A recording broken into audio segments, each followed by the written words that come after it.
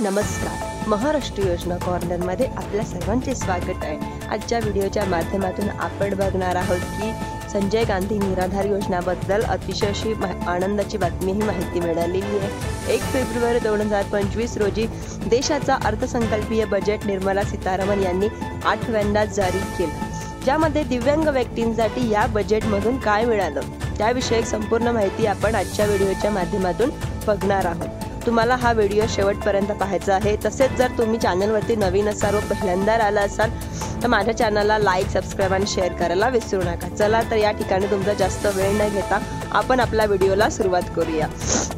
हे बजेट सुरू झालं त्यानंतर दिव्यांग व्यक्ती असे नव्हते की त्यांच्यासाठी काही रोजगारांच्या संधी उपलब्ध होतील की मग काही नवीन रोजगाराच्या भर यामध्ये पडेल, परंतु काही तर जे जुन्या योजना आहेत त्यामध्ये त्यांना काही पेन्शन होतं, अशा निराधार व्यक्ती लावून होते, परंतु असा कुठलाही प्रकार या बजेटमध्ये झाला नाही आणि निराधार व्यक्तींना कुठलाही प्रकारचा हा निधी मिळाला नाही। त्यामुळे निराधार व्यक्तींना या बजेटमधून मिळाले ती फक्त निराशा। तसेच मित्रांनो,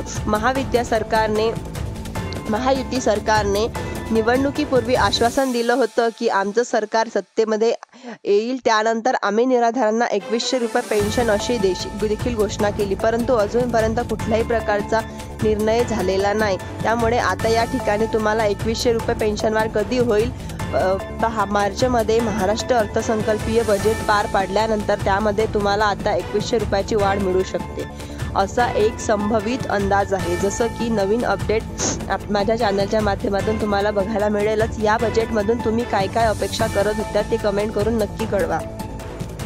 तुम्हाला जानेवारी आणि फेब्रुवारी महिन्याची पेन्शन मिळाली का तर मिळाली नसेल तर नक्कीच कळवा कमेंट करून। असा हा व्हिडिओ तुम्हाला आवडला असेल तर माझ्या व्हिडिओला लाईक, सबस्क्राइब आणि शेअर करायला विसरू नका। धन्यवाद।